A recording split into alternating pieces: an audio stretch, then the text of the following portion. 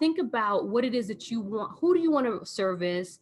How do you want your company to operate? You start writing those things down and start dreaming.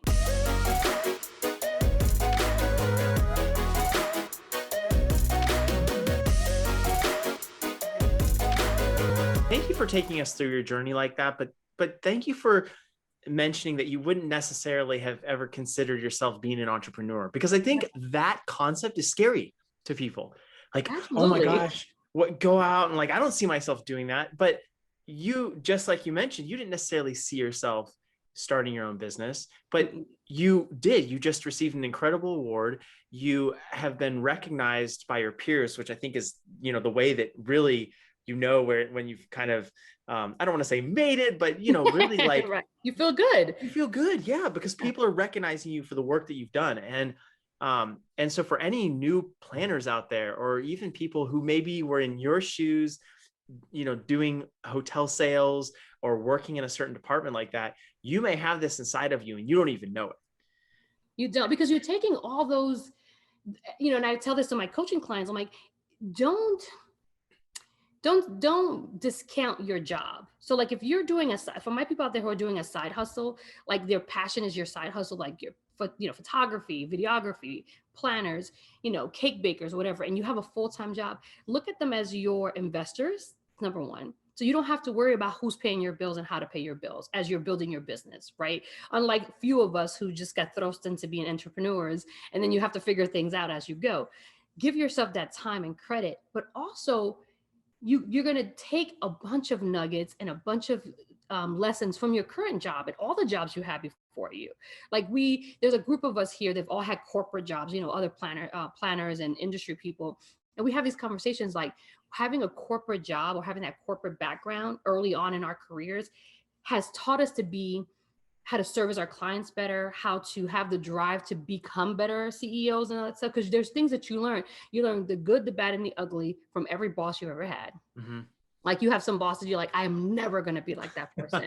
And then you have people, you're like, oh my gosh, I remember he or she took the time to teach me this, or they gave me multiple chances when I should have been fired 5 times ago, right? Like you learn those things, but like don't ever discount those beginnings or like what you've learned from that job.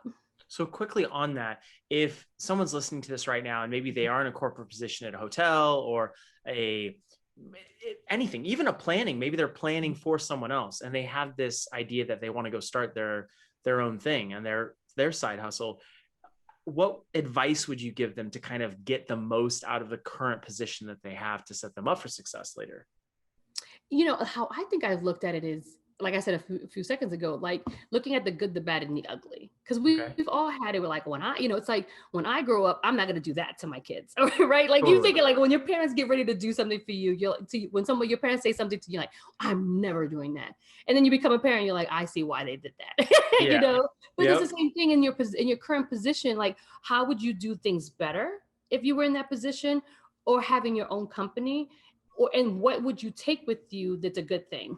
I had a director who, I'm a doer. Like I love servicing our clients. I joke with my team and I was like, if I could find somebody to run the company for me, I would be a happy clam, because I'm best in the field. I'm best doing site visits and working with the clients I love logistics and working on timelines and diagrams all day long and connecting vendors to clients.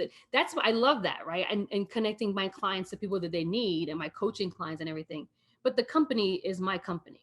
Mm-hmm. So I have to be in it. So the past 8 years, I've been on a personal journey to be, yes, a better CEO, which didn't start to year 3 when I really realized, oh, I have a business. Wait, like I was just servicing people. So just kind of like while you're sitting there working, don't do it on the clock. Let's not rob Peter to pay Paul. Let's be mindful, right? But like on your breaks and in your evenings, on your weekends, like I think we forget to dream sometimes, Jonathan. I feel, and I've had this conversation recently with one of my friends, and I've had it with my husband. Like you get to a certain age, you're adulting.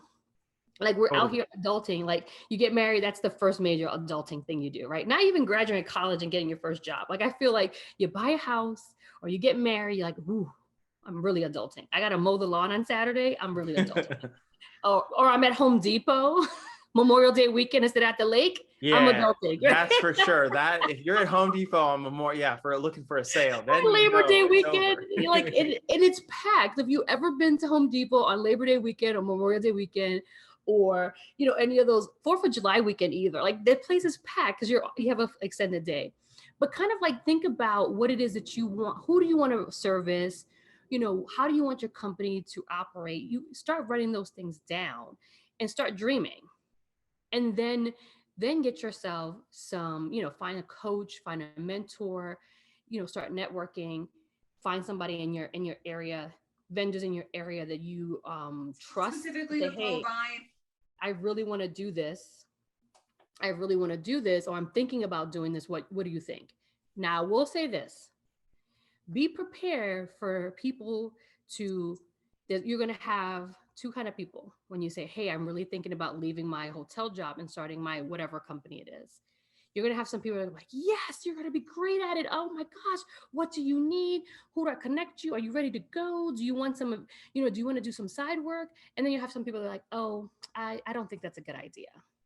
It's just what it is. I just had somebody tell me that story the other day. She was working actually in another state in California, and she kind of mentioned it to another planner that she was thinking about eventually. She's like, oh yeah, that's not going to work. So she was working at a current job and discussing her passion to like, okay. And the person was like, and I was like, oh, I said the best way to say, the best way to thank her is to be successful. Yeah. That's it. And I was like, and that's it. And it's sad because she was like, I was like, you weren't going to take her business because now you don't even live in the same state. It's like, so you don't know where your future's going to take you. So just be prepared to prepare yourself. Start making your list of things that you want to do, things that you need to do. Get yourself some extra education if you need it, those kind of things.